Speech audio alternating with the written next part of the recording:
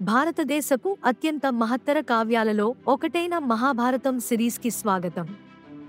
ఈ ప్రసిద్ధ కథలను మరియు చరిత్రాత్మక పాఠాలను కలిసి అన్వేషిద్దాం. ఈ మొదటి ఎపిసోడ్లో ఈ మహాకావ్యంలో కీలక పాత్రధారి అయిన శంతనువు జీవితాన్ని తెలుసుకుందాం. మహాభారత మహాకావ్యంలో శంతనువు ఒక కీలక పాత్రధారి, హస్తినాపుర రాజు.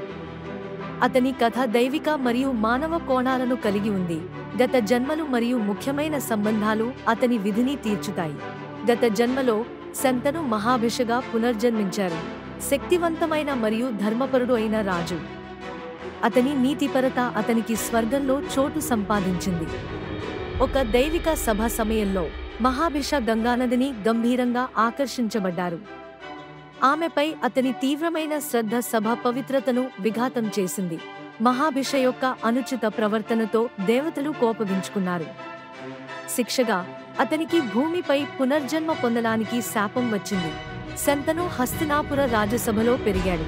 అతని పెద్దల నుండి జ్ఞానము మరియు సాహసము నేర్చుకుంటున్నాడు.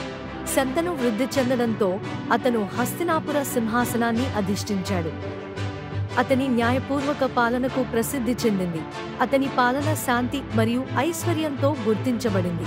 శంతను ఎత్తైన మరియు రాజవంశపువాడు. దయనీయమైన కన్నులు మరియు లోతైన జ్ఞానంతో కూడిన శాంతి మరియు రాజాతంత్రం ప్రతిబింబిస్తూ ఉండేవాడు. అతని రాచోచిత ధరలు అందరినీ ఆకట్టుకునేవి. ఆయన జీవితం దైవిక మరియు మానవ లోకాలను కలిపింది. శంతనువు తన చర్యలు మహాభారతం మహాకావ్యం యొక్క కథకు పునాది వేశాయి. ఆ వారసత్వం అనుభవించే ముఖ్య పాత్రధారుల జీవితాలను ప్రభావితం చేసి ఈ మహాగాథ ప్రకటించడానికి ముందుగా ఉంది. ఒకరోజు గంగానదీ తీరాలలో సంచరిస్తున్నప్పుడు శంతను అందమైన నదీ దేవత అయిన గంగాను చూసి మంత్రముగ్ధుడయ్యాడు. ఆమె గాంభీర్యం మరియు అందంతో వెంటనే ఆకర్షితుడయ్యాడు. శంతను గంగాని తన రాణిగా ఉండమని ప్రతిపాదించాడు.